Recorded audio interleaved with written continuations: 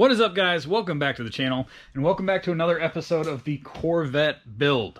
According to our countdown clock, I currently have 109 days, 11 hours, 35 minutes, and 46 seconds from right now that this car has to be done and on the road to Oregon. So, little update on the rally that I'm taking the car to. If you guys don't know, I'm getting the car ready to take it to Oregon this year for the Overcrest Rally. Since our last video, they have closed applications, and apparently they got over 1,000 applications for the rally, and they're only taking maybe 100 or 110, somewhere in there. So like 10%, top cream of the crop cars are going to the rally. And it's not just like the most expensive car, the most rare car, or anything like that.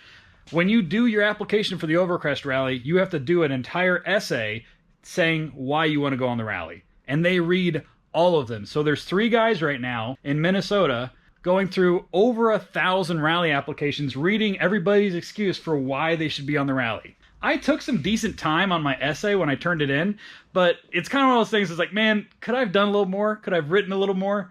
I didn't think I'd be, competing with 1,000 other people to get in the rally, but that's how it is. So hopefully I get accepted into the rally. I'm not sure when they're announcing that. I didn't apply for the rally last year, but I do know that they sent emails out to people that got accepted and people that didn't get accepted to let them know one way or the other. So fingers crossed I get accepted, because it's kind of what I'm building the car for. But let's moving on. All right, here's our very basic list that we started with. Engine, check. It's over there. Wiring harness, check. It's in one of these boxes right here. And now, today, we're going to talk about the exhaust. Just a refresher, currently in the engine bay, we have a 327-inch small block Chevy. On the exhaust side of things, the car is pretty stock. I believe, if I remember right, it's called a ram's horn manifold, ram's horn header, something like that. It's the exhaust manifold that goes on a bunch of small block Chevys back in the day. Pretty standard C2 Corvette stuff. True dual exhaust all the way back, no X-pipe, Y-pipe, or anything like that, just old school stuff. All the way back, goes underneath the rear differential, and then you have your mufflers there, and then you have the exhaust coming out the back. So when I was looking at options for what kind of exhaust you can get for C2 Corvettes, of course you can get the OE looking stuff, or it's all pre-bent, goes all the way back. It would literally replace the exact pipes that are in the car right now. And then you can change up the muffler a little bit. You can get a little sportier sounding muffler. You can get MagnaFlows in back, stuff like that. I could also go the custom exhaust route, where I get custom headers for it, take it to an exhaust shop, have them route the exhaust all the way back, all fancy, and tuck it up all nice. And then the last option we have would actually be side pipes on the car. Now, I don't know if you guys like history, but I like history, so we're going to have a little history lesson real quick about C2 Corvettes, or Corvettes in general, and side pipes. Now, C2 Corvettes were built from 1963 to 1967. Not that many years for such a gorgeous car. I might be a little biased, but I think it's one of the better looking of the generations. So in 1963, when the C2 Corvette debuted, you had the split window coupe. Very popular. Only in 63 did they do the split window. But factory side pipes were not an option on the C2 Corvette until 1965.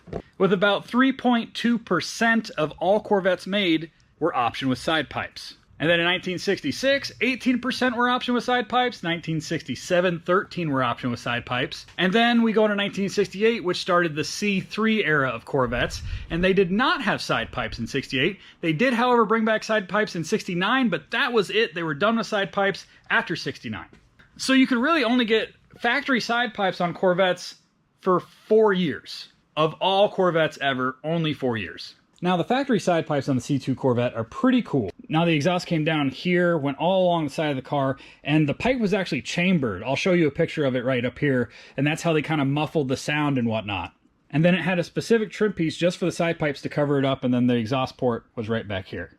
In my personal opinion, and I might be a little biased here, but the side pipes on a C2 Corvette look phenomenal. The OE side pipes with the cover, it's just a classy look. That's what it is. Now, to this day, they still make reproduction side pipes. You can still get them. Still get the trim pieces and all that stuff. Little pricey, okay? It is a little pricey, and the exhaust sounds okay. It doesn't sound great, but aside from the OE option of side pipes, there's a couple companies that make aftermarket options for side pipes, and they're a little more performance-based. And honestly, I wasn't going to do side pipes on the Corvette. I really wasn't. I talked to my uncle, and he asked me, you going to do side pipes on the car? I was like, I don't think so. And then I thought about it for a little bit, and I was like, you know what? C2 Corvettes are one of the few cars that you could get them optioned on. And I thought about it, and I was like, why not? If the option's there to have side pipe exhaust, it's going to sound cool. It's going to look cool. Like, why not? I decided we're putting side pipes on the car. I do not care how many times I burn my leg, and I know I will. I know I'm going to burn my leg on this thing. I don't care how many times I do it. It's going to be cool, and it's going to sound really good, and I'm excited about it. So let me grab them real quick.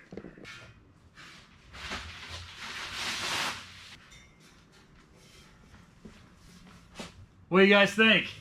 These are my hooker header side pipes for a C2 Corvette. Now, this is the driver's... I should get the other one. Hang on.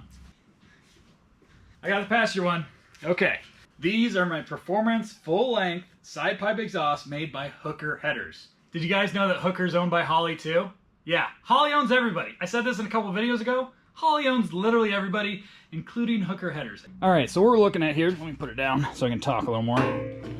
Alrighty. All right, this is almost exactly where the header is going to be sitting. If you look at it, let's see. First exhaust port. Yeah, just about right here, just like there. So of course the flange bolts to the engine, the exhaust goes down, flattens out right here, and then it kicks out right there. So the collector right here will be right about the door seam right there. And what exactly we're looking at is each pipe is 1 7/8. Pipe length is 46 inches, almost 4 feet of pipe until you get to the 4-inch collector right here. And then you have the side pipe that just kind of slips on there and goes all the way back to about right there. And I'll go grab one of those right now. All right, and here's the side pipe, the actual pipe that goes along the side of the car. It'll slip over the header right here and then go along the side and then kick out right about there. So next to each other on the ground, this is what we're looking at. It's literally a 2-piece exhaust. 46-inch header pipes go back to a 4-inch collector. That 4-inch pipe goes all the way along the side of the car and kicks out right in front of the rear tire. Now, some of you guys are probably thinking, isn't that going to be really fucking loud? Yes, that's going to be really loud. However, they do have slip-in mufflers that just slip into this long pipe right here, and I got a set of those. They make a few different kinds. I'm not sure if I got one that's too loud, too quiet, whatever. We're going to find out, but I'll go grab one of those right now and show you. All right, here it is. It's just like a pipe that's a little smaller than that one, and it slips right in. And as you can see inside, I don't know if you can actually, but it's muffled. So that's going to make this thing livable when we're at highway speed. And also, I would like to start the car and not have my neighbors like get super pissed at me every single time. So, good idea to have mufflers in it. This is a really nice piece. Like the full-length 46-inch pipe header, 4-inch collector, and the pipe all the way back. This looks like really nice stuff. Also, I think it's going to be a super unique sound cruising down the highway. My head's going to be right here, and the exhaust is going to be right there. So, what do you guys think? You think the full-length header side pipes are the way to go? Because I do. I think they're going to be freaking sweet. Newsflash, it's hot out. I don't know if you knew that, my garage is not air conditioned and it says it's about 94 degrees in here right now. And if I open the garage door, it's not going to be any better. It's really not. So I'm just going to keep sweating this out and keep going. Recently, I realized that I was going to be underneath of the Corvette quite a bit and I needed a creeper. I don't have one currently. The last one I had was like barely better than 3 planks of wood screwed together with 3 wheels instead of 4 wheels. So I threw that out and I haven't had one in a couple years and I haven't really needed one. But I wanted to just find a good, decent creeper I was willing to spend a little bit of money on. I was looking at a few of them online and then I came out to the garage. I was just kind of chilling out here. And then I looked at my Viper chair and it gave me an idea. I was like, Viper should make creepers because their wheels, like I can roll over anything. If I just sit down on this thing, I'm going to roll away. Like, it's just going to keep rolling. The bearings are so good on this thing. That's why I thought, this is a freaking $1 million idea right here. The guys at Viper should start making creepers. So I hit up Alex from Viper, and I was like, Alex, you guys need to start making creepers, dude. I need a creeper for working on the Corvette. I think you guys should start making them, because I'm kind of in the market for one. And Alex was nice enough to respond, and he said, Fred, we make creepers. And then I actually looked at their website and realized, oh, yeah, they do actually already make creepers. So, long story short, I got a Viper creeper. And we're going to unbox it right now.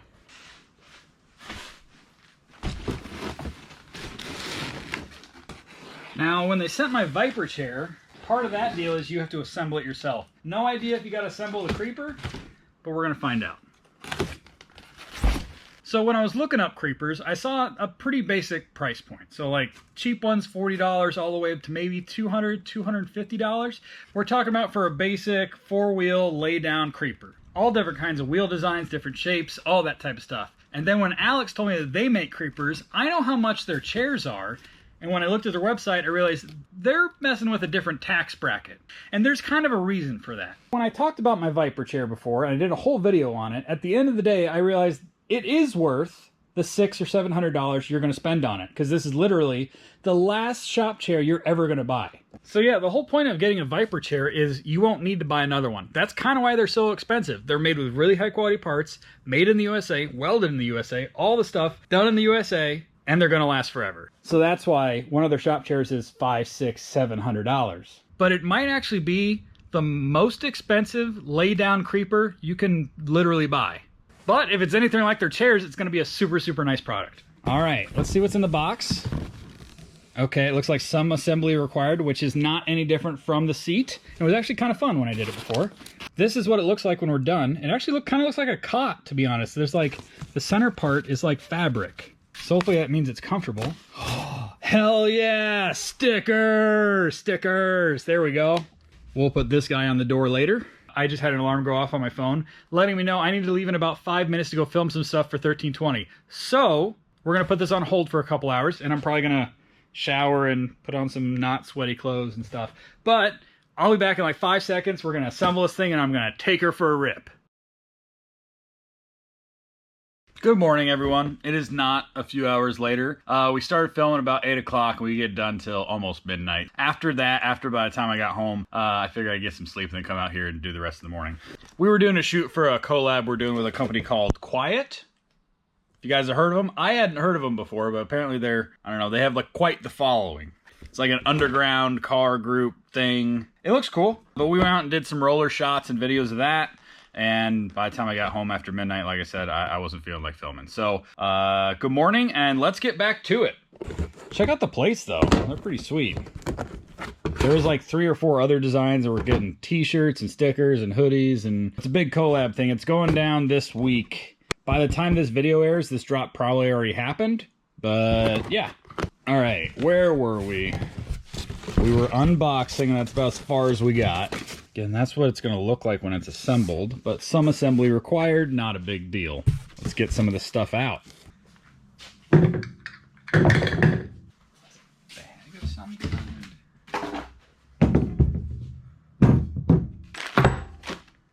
headrest.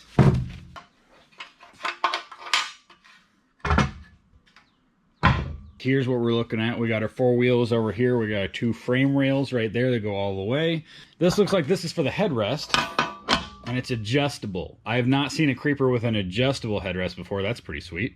And if the headrest is as nice as this pad is, it's probably the exact same one. It's going to be so comfy.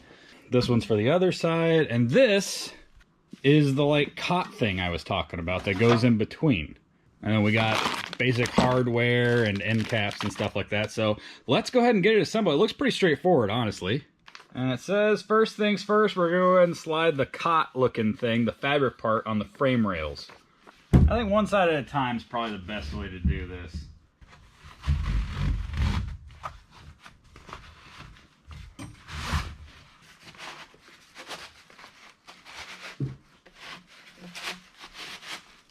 This fabric's like really super thick too. Step 1 is done. Step 2 through 15. Look at how thick the hardware is on this. Like heavy duty. That's crazy. All right, let's put the end caps on along with the wheels and keep moving. I don't mean to stop the progress on the creeper, but every time I look behind me, I see the header on the ground with the side pipe sitting there. It just looks so freaking cool. Like, that looks so cool. I cannot wait till this is fitted right there and it looks even better. All right, back to the creeper.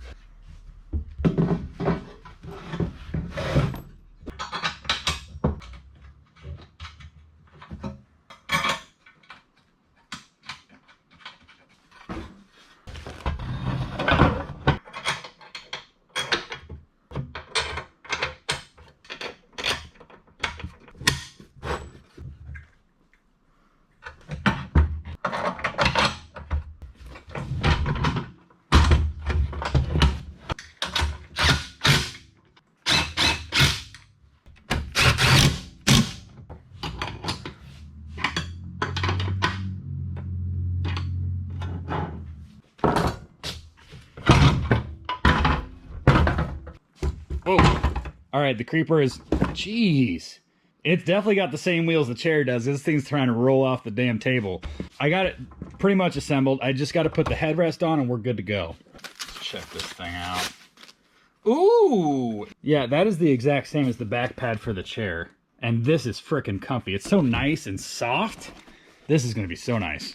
And it looks like this is adjustable too. So they're slotted right here. So you can put it kind of down here or you can put it up here. I'm just going to kind of put it in the middle and see what I like.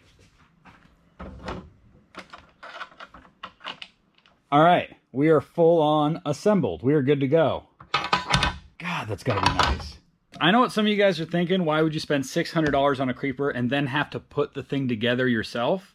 Well, I'm gonna say if you didn't assemble it yourself, I don't know if you would appreciate all the work that goes into these and like how well made they really are. So the two frame rails and these pieces front and back are all black wrinkle powder coated. Very nice. The hardware is really kind of overkill for a creeper, but it's like, it makes you feel good when you put it together and you see how big and strong this stuff is. This literally reminds me of an army cot right here. It's got some give to it. This is like a tear and rip resistant fabric right here. We have our headrest, again, adjustable. And the wheels that I swear to God, they have to be off of IV bag wheels. Like these are medical grade. The bearings on them are so good. Just an example, same wheels on this chair. I've had this chair a year, maybe, yeah, about a year. I'm just gonna give it one light push towards the door and see what happens. Oh, okay. As you can see, the wheels are pretty good.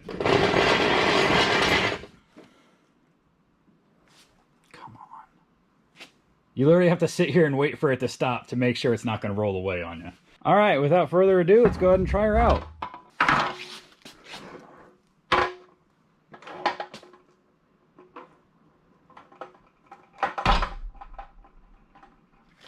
If you think your garage floor is flat, I challenge you to buy a Viper product and put it on your floor.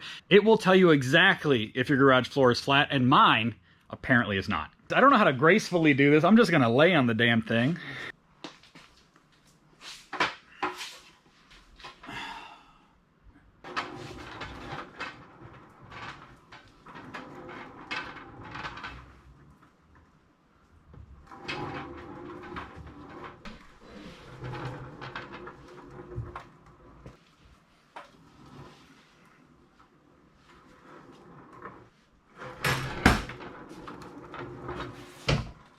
Hi guys, welcome to my creeper. This thing is really, really nice. All right, first impressions. This is definitely the best creeper I've ever laid on. First of all, the cot thing, this part, the fabric part, stupid comfortable. Like it just kind of forms to your body like a cot would. Super comfortable. I could lay here all day. The adjustable headrest, you could just be laying down here if you want to look at something straight, but if you want to kink your neck up like that, everyone knows how much it sucks to be on a creeper and you're like that, kind of look at something. And then you gotta take a break, and then you go back up. Everybody knows that. This, all the way up, you're just straight looking that way already. This is so nice. And the cushion, I don't know if you can see this, crazy comfortable. Really nice and squishy. Let's talk about the wheels for a second. You saw how effortlessly I'm rolling around this thing. It rolls just as easily as the chair. Same exact wheels, bearings, everything. I almost feel like I'm in zero gravity. They're so good. Like, I could just grab a spoke of the wheel and just pull myself this way, push myself that way. Zero effort, guys. Just cruising. This is gonna be so freaking nice. I'll be quite honest with you. I have their shop chair. I've had it for, I think, over a year now. And when the creeper got here, I was like, it can't be that good. The chair, okay, I could see that, but the creeper can't be $600 good. Guys, I'm telling you right now, this thing is worth the money. Now, it could very well be the most expensive regular lay-down creeper in the world, but if I have to lay under the Corvette for hours and hours and hours, I'm going to want something comfortable to do it in, and this thing checks all the right boxes. Guys, I said this when I assembled my chair. I honestly didn't think I'd say it again. I didn't think I'd admit that it's as good as it is, and it's worth the money.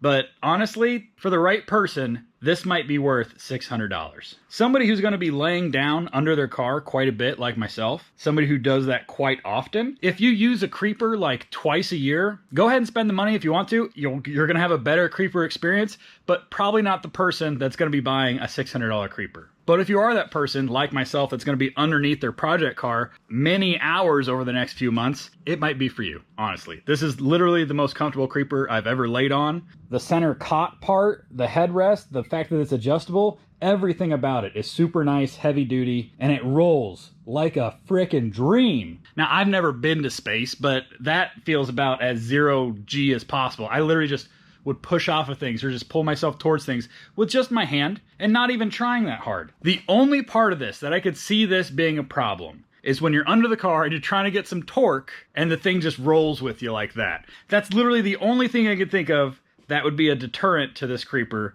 But if you're under a car and you need to get that much torque, you're putting your feet on the frame rails or something anyway. Let's be honest, guys. So is the Viper Creeper worth $600? Yes. I'm saying yes. I'm putting the check mark. It's worth $600 to the right guy. Okay. Like I said, if you're one of those guys that gets under their car twice a year to do an oil change, maybe not the creeper for you. If you want to spend the money, go for it. These are for the guys that are going to be under their car for hours at a time over the next few months, years, decades maybe. This will literally probably be the last creeper you will ever need. All right, we went over the Hooker exhaust, we went over the Viper Creeper, and that's it. That's all I got for this video, guys. We have some driveline part updates. The rear differential is ordered. I ordered a brand new one of those. It's got a different gear ratio though, so I'll update you guys on that when that comes in. It should be in the next week or two. Also, transmission. So I decided to go brand new transmission stuff. I'm not going to tell you guys which transmission yet or exactly what all makes it special because it is kind of a special little setup going in this car. But that should have an update in 5 or 6 weeks. I ordered it about a week ago and I said 5 or 6 weeks, so we'll say 5 or 6 weeks from now, which would be about the beginning of August, I should have all the transmission bits in. I have a couple more parts I know I need to order this week.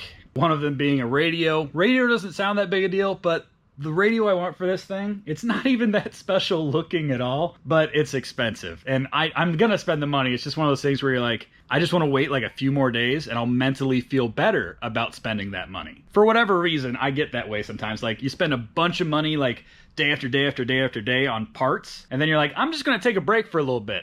As if that's going to stop anything. Like, you're still going to buy the part. I'm going to buy the radio either this week or next week and it'll be on the way. So yeah, that's going to go ahead and do it, guys. In the next video, I will be pulling the engine and transmission out of this thing. I'm going to turn this thing around, put it up on jack stands, and we're tearing stuff out next video, guys.